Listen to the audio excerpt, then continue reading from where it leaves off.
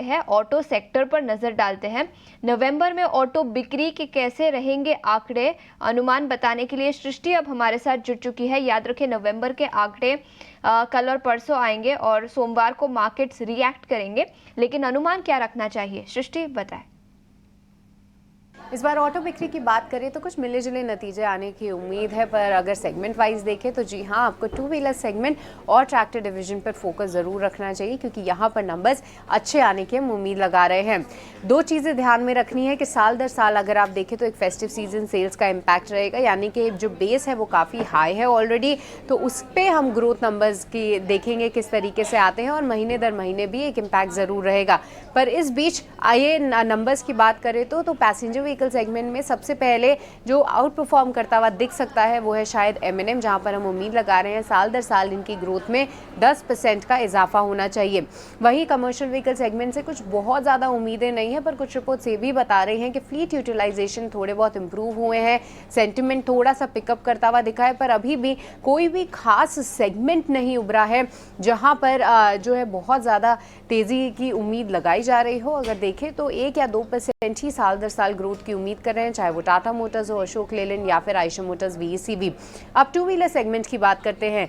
ये सेगमेंट क्यों out perform करता हुआ दिख सकता है, क्योंकि कुछ रिपोर्ट्स ये भी बता रही हैं कि फेस्टिव सीजन सेल्स के बाद भी जो ऑन ग्राउंड मोमेंटम है वो बरकरार है। कई सारी कंपनीज ने अपने डिस्काउंट पीछे ले लिए हैं, फिर भी सेल्स मोमेंटम पिकअप कर रहा है, और खासतौर से TVS मोटर शायद इस सेगमेंट में अच्छा परफॉर्म करेगा, क्योंकि उनके हाल फिलहाल के कुछ जो लॉन्चेस थे उन्होंने काफ़ी बेहतर प्रदर्शन किया है।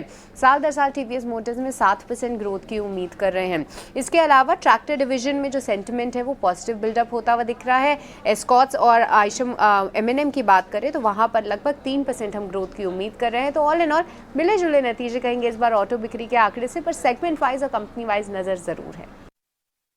करेंगे सृष्टि आपका इस अहम जानकारी के लिए। और चलिए एक बार ऑटो स्टॉक्स पर भी नज़र डालते हैं। M&M देखिए लगभग 2.5% की तेज़ी यहाँ पर देखने को मिल रही है। इसके अलावा अगर हम MRF में देखें तो यहाँ भी 1% से ज़्यादा की मजबूती है। टाटा मोटर्स भी 1% चढ़ा हुआ है। इसके अलावा कुछ ऐसे स्टॉक्स की भी बात करते हैं। संवर्धना मदरसन पे भी एक राय ले लेते हैं। आज अच्छे संकेत यहाँ पर देखने को मिल रहे हैं।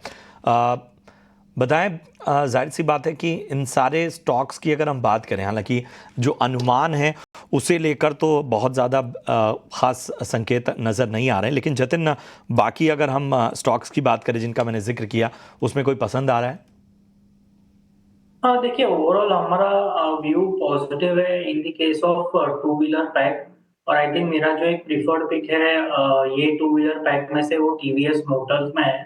तो TVS मोटर्स में हमने देखा है एक शार्प डिक्लाइन के बाद 3 दिनों का कंसोलिडेशन कंप्लीट हुआ है, और आज के ट्रेडिंग सेशन में एक निचले स्तरों से एक क्रूशियल फिबोनाची रिट्रेसमेंट लेवल से अच्छी खासी बाइंग इंटरेस्ट हमें देखने मिली है। तो हमें लगता है कि ये जो मोमेंटम आज चालू हुआ है वो आने वाले दिनों में कंटिन्यू रहेगा।